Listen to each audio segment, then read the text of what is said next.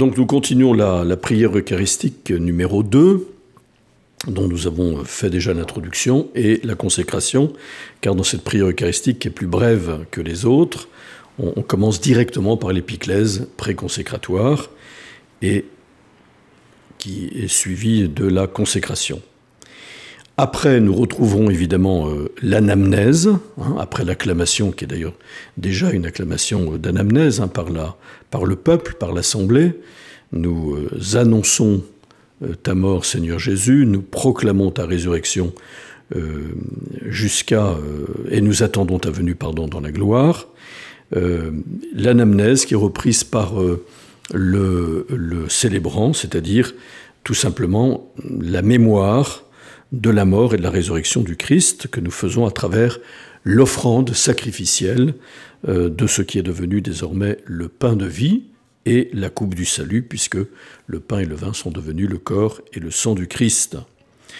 Une traduction qui a changé ici, dans la nouvelle traduction donc, on dit désormais « Nous te rendons grâce, car tu nous as estimés dignes de nous tenir devant toi pour te servir ». Cette expression est assez intéressante, elle rappelle des expressions typiquement sacerdotales de l'Ancien Testament. C'est donc essentiellement d'abord le prêtre qui se tient devant Dieu pour le servir. La liturgie, ça veut dire le service du peuple de Dieu, et le peuple chrétien qui en effet s'unit à cette offrande du prêtre qui va être exprimée aussitôt après par l'épiclèse post-consécratoire, et on se rappelle qu'il s'agit d'une épiclèse sur le peuple, par la communion au corps et au sang du Christ. Eh bien, nous demandons que nous soyons rassemblés par l'Esprit Saint en un seul corps. Voilà, l'unité du corps mystique qui est le fruit de la communion au corps eucharistique du Christ.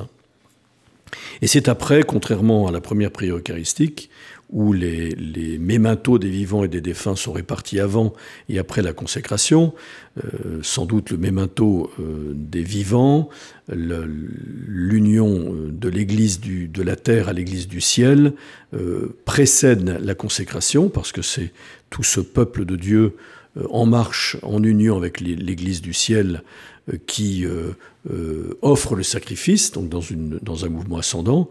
Et ensuite, après la consécration, c'est le mémento des défunts, mais aussi des vivants en union avec les saints du ciel, où on est dans le mouvement descendant de la liturgie, c'est-à-dire on appelle les fruits de la rédemption, après l'offrande du sacrifice, sur le peuple rassemblé. Ici, tout a été reporté après la consécration. Donc nous avons l'intercession pour l'Église universelle, avec la mention évidemment du pape et de l'évêque, car l'Eucharistie, même si elle concerne un tout petit groupe, une petite communauté qui se rassemble pour la messe, eh bien, est toujours la messe de l'Église universelle, d'où la mention du pape, et de l'Église particulière du diocèse, d'où la mention de l'évêque en communion avec le pape. Puis c'est l'intercession pour les défunts. On se rappelle en effet que la messe est très importante pour libérer les défunts de ces purifications passives du purgatoire pour entrer définitivement dans la lumière de ton visage. On dit cette fois-ci, c'est magnifique l'expression, « Souviens-toi dans ta miséricorde de tous les défunts, accueille-les dans la lumière de ton visage ». J'ai oublié de préciser d'ailleurs que désormais, quand on parle de notre communion avec le pape, on dit plus seulement le pape, mais on dit notre pape, comme c'est écrit en latin, car il s'agit bien du pape qui est le nôtre, celui qui règne actuellement, et qui est forcément notre pape. Et enfin, l'intercession pour les vivants. Donc nous avons parlé des défunts, ensuite des vivants, après avoir mentionné l'Église universelle qui est rassemblée à chaque messe. Et là, il y a une petite traduction qui change.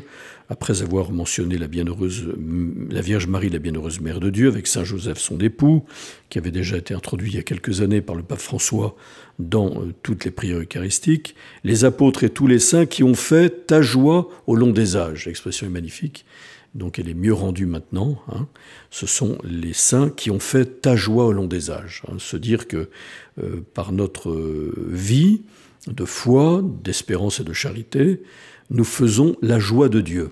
C'est extraordinaire, Dieu n'a pas besoin de nous pour son bonheur, nous n'ajoutons rien au bonheur de Dieu qui est parfait de toute éternité, mais il veut évidemment que il a besoin de notre joie. Je pense par exemple à l'expression de la Vierge Marie qui dit à Bernadette « Voulez-vous me faire le plaisir de venir ici pendant 15 jours ?» Voyez. Et comme Jésus lui-même apparaît le monial, révélant son cœur, donc son amour pour les hommes, à Sainte Marguerite Marie Alacoque, qui lui dit est-ce que vous voulez bien me faire le plaisir d'être mon ami d'une certaine manière. Vous voyez comme c'est important que la relation avec Dieu, qui est une relation très interpersonnelle, est une relation mutuelle d'amitié, et donc nous faisons aussi la joie de Dieu en même temps que Dieu est notre joie. Voilà pour la deuxième prière eucharistique.